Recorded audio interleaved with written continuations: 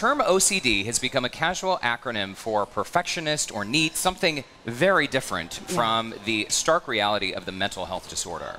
And here to share their story of recovering from OCD, we have Dr. Elizabeth McInvale, founder of Peace of Mind Foundation, and Ethan Smith, who is an OCD advocate. Guys, thanks for coming in. I know we have tons of questions. And can you guys, first of all, how do you define OCD? How do you know when you have a major issue? You're not just that person that has to go like me and check it, make sure everything's proper in the closet.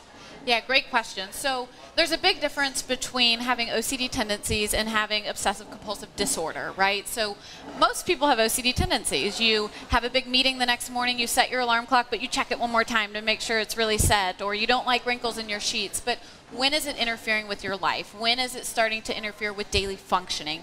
That's often when the disorder comes in. But what OCD is it's unwanted intrusive thoughts, which are the obsessions. So these aren't thoughts people want and they enjoy. They're thoughts that we don't like. They cause us a lot of anxiety and distress, and they compel us to engage in these rituals, repetitive compulsions, and that's where the compulsion part comes in. And what happens is the more you get these obsessions without proper treatment, you think you need to do these rituals to feel better, and it becomes this cycle that gets worse and worse with time if it's not treated. And Ethan, this can range everywhere from checking door locks and light switches to even more serious thoughts, right? Yeah, I think in the public, a lot of people hear about hand washing and cleanliness. That's a very common OCD symptom, and I know Liz suffered from that. For me, it was a bit different. As a child, I was constantly afraid of being ill. I was a hypochondriac. So a fever was meningitis. A headache was a brain tumor. I would run to the doctor. As I got older, I was afraid of hurting myself. It's called self-harm OCD. So I was afraid that I would accidentally stab myself walking by a knife or pour a glass of water, but it would really be Clorox. And I know that sounds almost crazy, but it's not. It's an intrusive thought that puts doubt in my mind that I might do that, and I'm not willing to live with the uncertainty that may happen. So I compulse and ritualize to prevent that from happening, when really, of course, I don't want to do it. I don't want to die.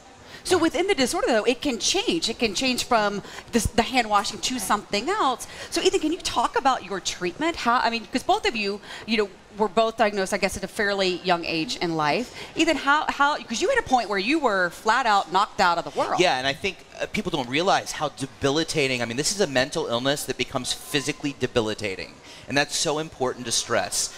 And so I was at a point where I was completely bedridden. I'd lost 100 pounds. I was laying on my hands trying not to hurt myself. And we're seeing this video of you just oh absolutely distraught. Yeah, this is actually when I first started therapy, and they were doing what's called exposure response prevention, which is the gold standard of therapy. And the reason I was like that is because I was diagnosed at the age of 14, but never got the right treatment until I was 32 years old. So I had all that time to get worse and worse and worse. And that's my story is not special. That's very common, unfortunately. The time from diagnosis to treatment is so far, so there's all these people suffering. But through exposure response prevention, which is a form of cognitive behavioral therapy, slowly but surely I was able to get better. And it's the gold standard of treatment, and it's what's necessary. But it's a terrifying treatment. Liz, let me ask you a little bit about your foundation and the work that you do, because we've already established when people are organizing the drawer and they say, oh, I'm so OCD, people are using it incorrectly oftentimes, right? Yeah. But when does someone know when there truly is a problem, or what to look for in a child or a loved one? So you look for the same things you look for in any mental health disorder. So weight loss, withdrawal from friends and isolation, and a disability in functioning. So are they doing worse in school? Are we seeing a decline in their ability to go to work, right? Whatever it is.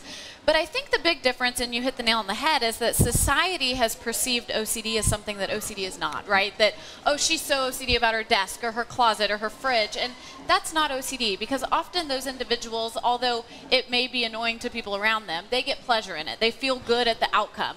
With OCD, I get pleasure in having my organized closet and having my silverware all lined up. With OCD, there's no pleasure, right? So you hate the rituals. They're exhausting. You don't want to do them, but you feel like you have to, or there's going to be this bad outcome. So the Keep in Mind Foundation is your foundation. Yes. And what kind of work do you do Yeah, then? so the Peace of Mind Foundation was founded here in Houston in 2005.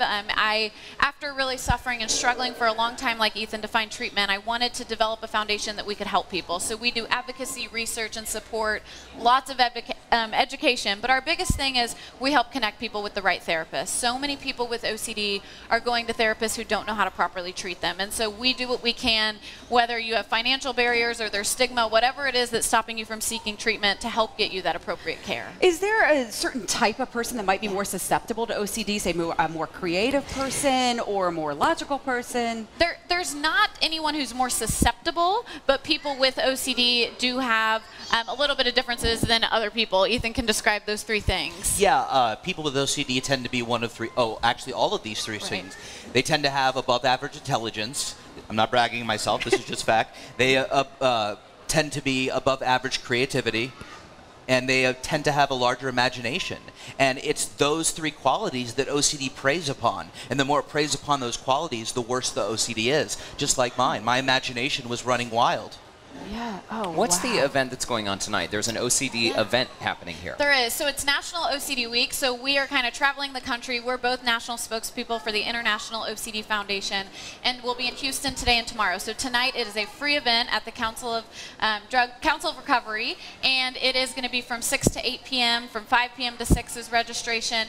It's free. It's a free. free event, and it is filled with wonderful things. So Ethan and I will share our personal stories, and then we will hear from professionals in the field. So we're going to have 2 breakout sessions, one on medication and one for families that are specific to OCD treatment. What a Oh, no, fantastic guys, thank resource. you so much for joining us. Thank you.